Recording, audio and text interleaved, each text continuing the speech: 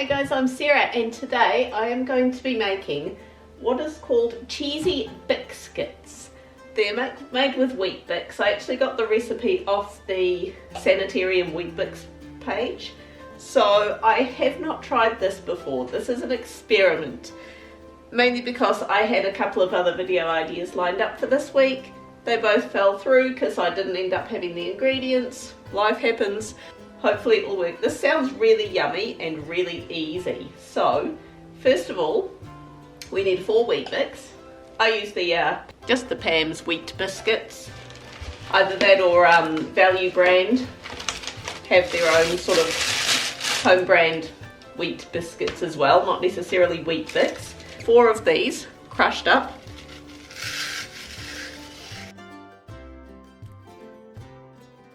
Half a cup of plain flour. Now I'm meant to add a tablespoon of fresh rosemary.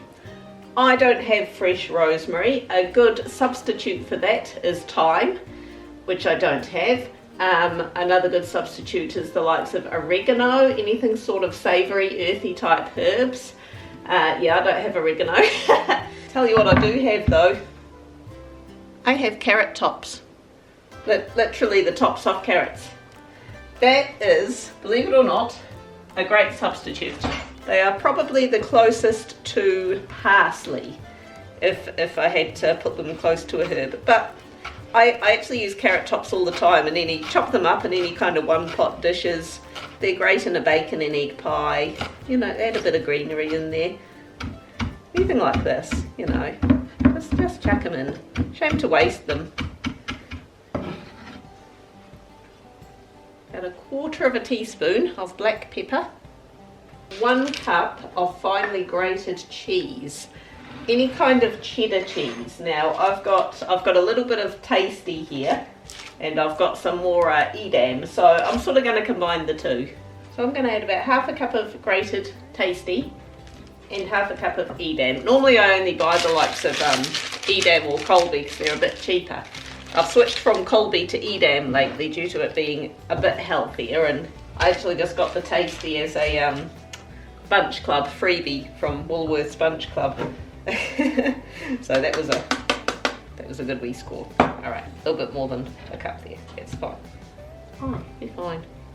Have too much cheese, can you? It's not really a thing. But like saying, oh, I added too much chocolate to something. That's just doesn't compute. We'll just stir all that about so it's well combined while I eat a bit of cheese. Now I'm to get another bowl and add 2 teaspoons of oil. Teaspoons, tablespoons, tablespoons, 2 tablespoons of oil.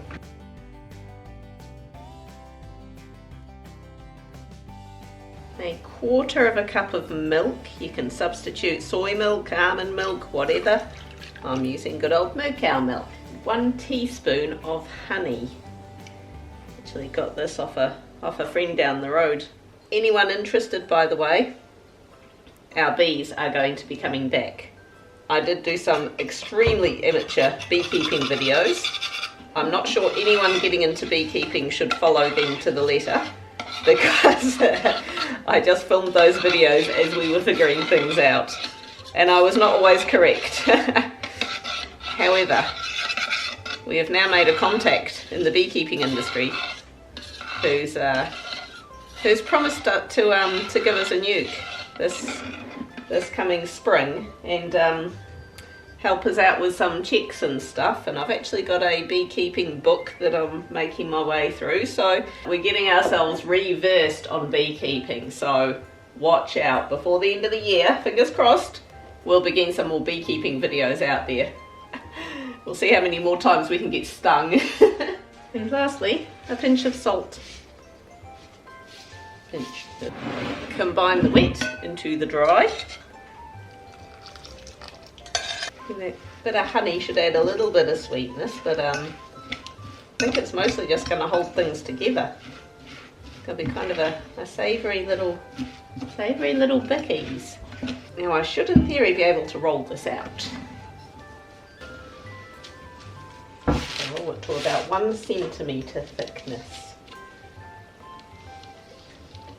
don't know, and they reckon sort of 5 centimetre, but I mean, you could do what you want, punch out circles, whatever. Do what you want to do. How do we want these? I haven't really got a circle punchy shape, so I'll just chop it up so it's like in little snacky bites.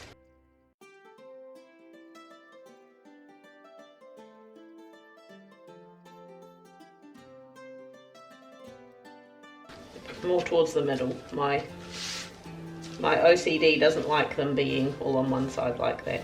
I'm going to bake them in the oven, 180 degrees, for about 12 to 14 minutes, and then let them cool completely. And then we'll do a taste test. We'll do an afternoon tea taste test. Alright, it's taste test time. Go on, you pick one. These actually crunched up quite a bit while they were just sat there. It smells quite good. Move the camera down a bit. They do smell good. This whole house, it started smelling very cheesy in here. Oh. That is actually better than I thought it would be. Better than you thought it would be. It's definitely, oh, pepper. I definitely taste pepper. Okay. After cut, yeah. Maybe I didn't stir the pepper in enough. I've got a peppery one. It's a bit moist in the inside. It is, but they're not meant to be like crackers. They're meant to be like biscuit sort of things. And a bit chewy. Which is, Definitely yeah, chewy. they're just really different. They're nice. They're weird. They, it feels as though they should be like a cracker, but they're not. They're more like a biscuit consistency with like, or cookie, depending on whereabouts in the world you are. Yeah, they're like soft in the middle, crunchy on the outside. They taste of cheesy Weetbix, which does make sense. That's literally, you know, 2 of the ingredients in there. Oh, they smell beautiful. Nice little peppery aftertaste coming through. I think if you add, I mean, of course you could add different herbs depending on what you want the taste to be like. It's like a savoury cookie. That is so different, but I like it. I think these will go down well in lunch boxes. I'll get the girls to have a taste when they're coming home. Aston's actually off school today. He was feeling a bit crook this morning, but he seemed to have been revived with a Weetbix cheesy bicky. So there we go. Awesome. If you'd like, leave me a comment and subscribe. We'll see you next week. Bye.